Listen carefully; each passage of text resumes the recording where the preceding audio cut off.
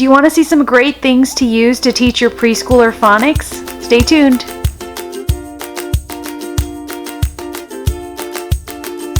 Hi everybody, welcome back to Project Happy Home. For those of you who are new here, I'm Tanya, an MD-JD turned homeschooling mom of 3 kids ages 7, 4, and 2.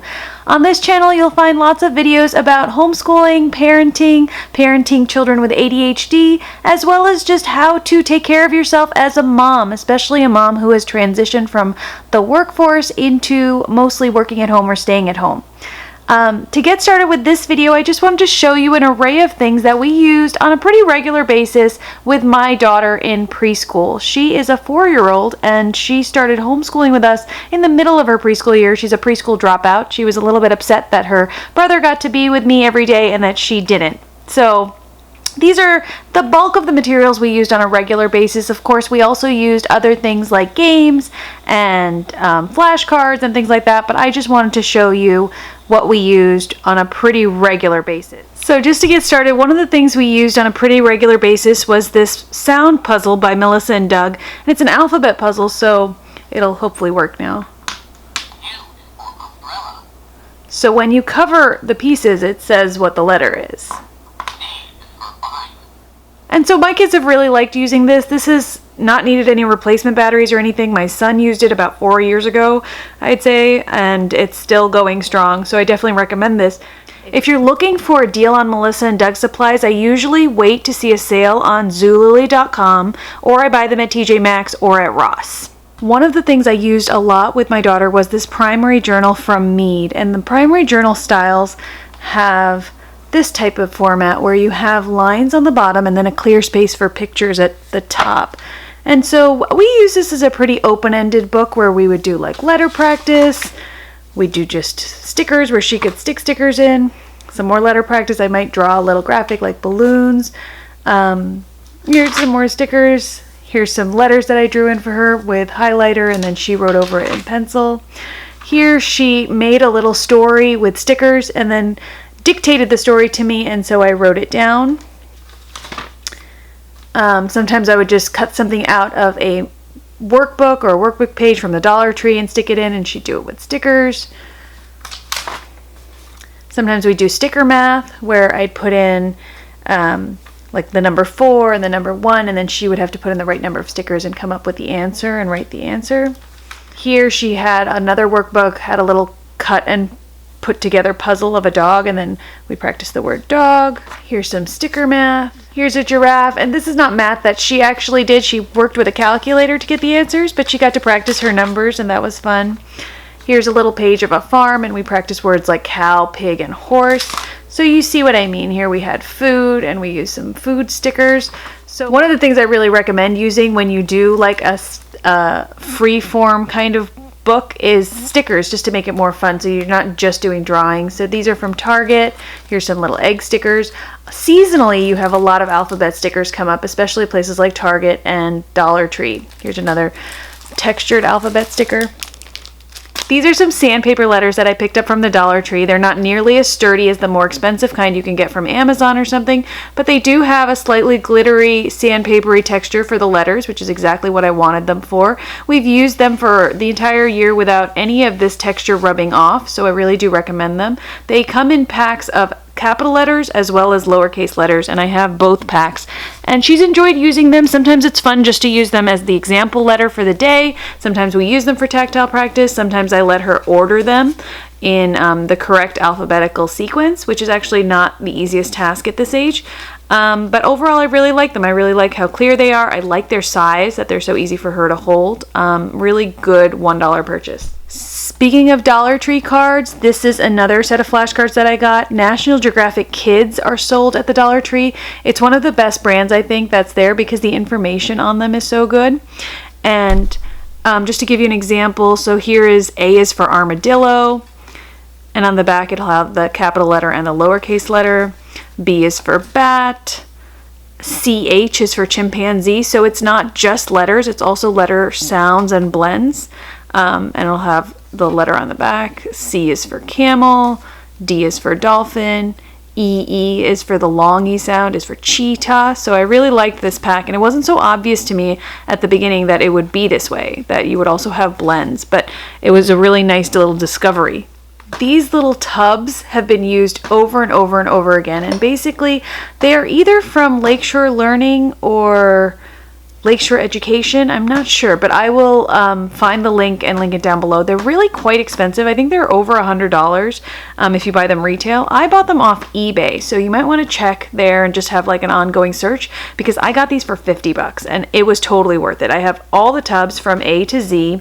They're all different sizes. They're either this size or this taller size, and they come with a huge array of really high quality little toys that have that letter. So here's the P jar, and so you have like a polar bear, a little magnetic letter P, a little pot, and see, the pot is so cute. It's actually a little clay pot. I like that everything's not plastic. Here's a pepper. Here's a pig. Now, of course, you can make these yourself, and I would have, honestly, except for the fact that I had ran into this $50 deal, which I think would probably be about how much I ended up spending anyway in order to get all the little different components. Here's a praying mantis. Here's a plane, a paper clip, a little pizza, which they actually like because these little toppings come off and they can reassemble the pizza. So it's a whole little activity. Here's a heavy little brass phonograph, another little brass pail, a pirate, and a pear.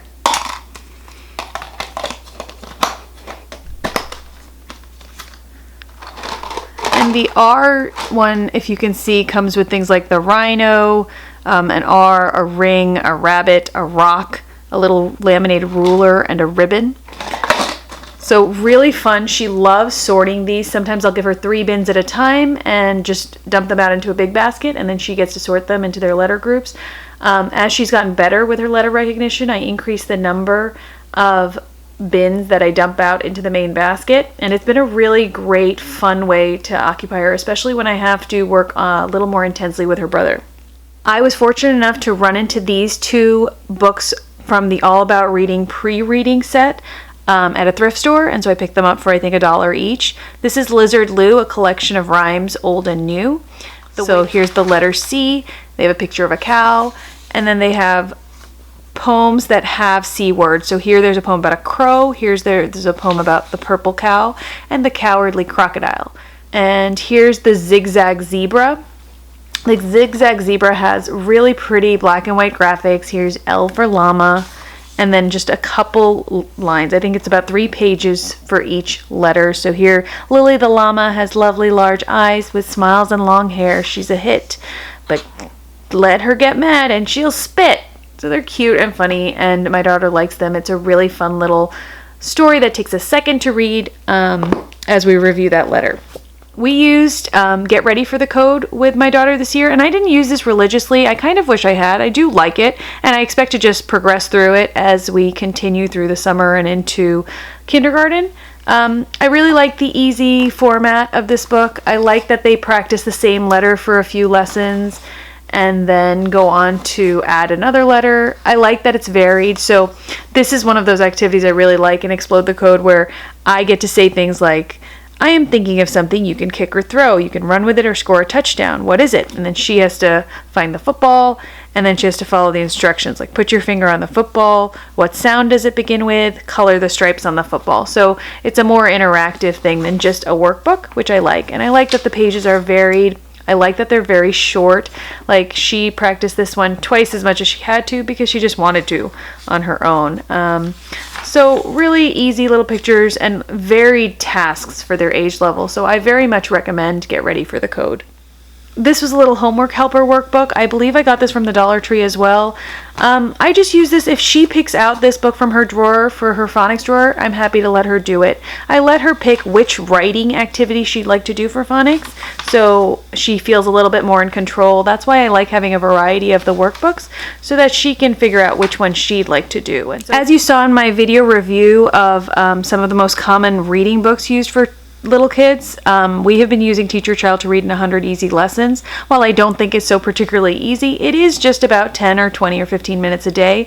And I do like how they progress through letters at a very slow pace with this finger dragging method. I like that by the time you get to here, they really are sounding out words. It teaches them how to sound out words in a really orderly way. So I really do recommend this book. I have not religiously done it every single day. Basically, we'll do it one day. We might do the reading lesson another day. We might skip formal reading instruction on another day and just do a step 1 reader or let her practice her letter sounds. I really did not want to push her reading in preschool because she doesn't come by it as naturally as her brother, and I don't want to stress her out about it. I think that so long as we can keep it enjoyable, it's really fun. One thing that Teach Your Child to Read in 100 Easy Lessons does is often the last task of the lesson, so this is task 12 of lesson 10, is sounds writing. And so it says you're going to write the sounds that I write. Here's the first sound you're going to write. And the parent writes the R, and you ask them the sound. Then you ask them to trace that and then make them on the line. The way we do that is with this manuscript tablet from the Dollar Tree. And she literally just writes the letter. So I might write the first one, and then she goes down the line and writes the letter. If she's feeling reluctant, I might write it in highlighter for her, and then she writes over it. I really like the highlighter method. I think it gives them a lot of confidence to follow through and see how to make the letter shape. And it's a nice way of not stressing them out. So here I wrote the S's all the way through, and then I asked her if she was ready to start doing them herself. And you can see she did quite a nice job. So it's one way, especially if you have a reluctant writer, to get them to practice a little bit more. And I let her do it in pen if she wants. I let her do it with gel pen, even yellow, which you can't really see, because I really want to see her practice forming her letters. Whether or not it's perfectly legible at this stage or whether or not she erases it and fixes it is not as important to me as just her making these letters and practicing her fine motor control doing so. This is a book I really liked. I got this off of Amazon. It's just called Lots and Lots of Letter Tracing, and it is exactly that. So instead of having blank lines, it has letters for them to trace. So here's the B page. It has B is for bicycle, then it has capital B's and lowercase b's. And I really like the format of this. So we do this book based on Teach Your Child to Read in 100 Easy Lessons, which is why we didn't get to B yet, because it hasn't been assigned yet. But she's done the C page, the D page, the E page, and she really likes it because, again, she feels super confident about tracing these letters out. I think for a beginning preschooler, this is a great book to start with because I haven't seen so many books that offer an entire page of tracing. So literally the kid can look at this page and not feel stressed out at all. It's just tracing. There's no letters for them to form on their own, and it's a nice way for them to review and practice their skills and feel really confident that they're going to have a good outcome.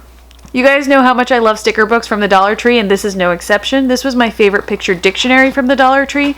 Again, these are just $1. I tear out the sticker pages so it's easier for her to use, and she just puts in the stickers as she finds them. So here it's a dictionary format, so she had to find like P for puzzle, P for pig, S for star, S for scissors. It's a nice interactive way of practicing alphabet skills in a way that she can do right now without really knowing how to alphabetize. There was a couple Kumon books that we used a lot this year. One was my first book of Uppercase Letters, and we're pretty much almost through with this one. It starts off really easy with just some fine motor control exercises, and then it's really short. So as you can see, this whole entire page is just tracing the A 3 times. And then they'll practice other letters that only had straight lines. It goes on to K and all the way through. I like how at the bottom of every page it has the alphabet listed out and they can see where the K falls in the alphabet. I thought that was a really nice feature. And it goes on straight through, and we would just do about 1 or 2 pages of this a day. Then it goes into practicing curved lines, and you get into curved line letter practice. So the D's, the B's, the P's, the R's, and so on and so forth. This is a book that she loved, and she did this book in about 2 weeks because she just wanted to keep doing more and more pages. Again, I think some of the Kumon books, when you see the age range, it's really sort of particular to your child. For sure, some 2-year-olds would not be ready for this book. I think mine would have been ready for this book at probably around age 3. And I kind of wish I had started her on it then, because at 4 it was just super easy for her, but it was super fun also. And it's just straight through where you practice going through and making, staying on the path and not falling off the path. She had a great time with this book. You know, she went through a lot of times and did it super fast, and I would make her do it a little bit slower. Here you just have to draw a line to connect all these butterflies and bugs to make your own curved path. There's some mazes to practice paths. Really fun book. Really sweet and simple, and you can see how fast it is. Like I said, she adored this book. Probably her favorite book all year long. Here's another sticker book. It's a letter sticker book from the Dollar Tree. There's some writing practice in here and some coloring practice. There's mazes and things she's not ready for yet. Here's some of the stickers that were inside. There's letter patterns. This one was really cute and simple. It's one of my favorite companies, Clever Factory Company, because their layout is just so simple and bold. This is an Usborne letter book that we also enjoyed using. It's a little bit more old-fashioned in the sense that there's more going on a page. She really liked this book though. It just has tracing practice here to make a picture. And then it has letter practice at the top, and then like pictures to trace at the bottom too, so you had to make the fringe on this umbrella. Really nice. So this is Nyla's alphabet book. She used fluorescent gel pens on here. We got these in packs of 8 from Target, and I really like the black ones because when you stick pictures into it, it looks very fancy and formal, and she enjoyed that as well. So I had her write the letters at the top, and then she would go through magazines and just find pictures that started with that sound and other letters. It's a good way for them to do letter recognition with different sizes, the capitals and the lowercase of letters. Another book that I recommend is the Frozen...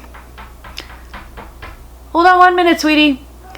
Another type of book that I recommend is the word search puzzles that you can get anywhere. This is just a Frozen word search puzzle, but basically you can use them for a multitude of different things at this age. We just use them for letter finds. So she doesn't have to find the whole word, she just has to find the letter. So here she was looking for the letter A, and it's a really fun little activity for them. So this was just some of the things that we used to teach my 4-year-old phonics this year, and it was super fun, super low-key. My best advice to you for preschool is to keep it low-key. If they're interested in sitting there with you and doing the activity, do it. If they want to move on to something else, let them. See where they go and follow them and make it fun. I hope you enjoyed this video, you guys. If you did, please hit the thumbs up and don't forget to subscribe. As always, I wish you the very best day. Thanks so much for watching.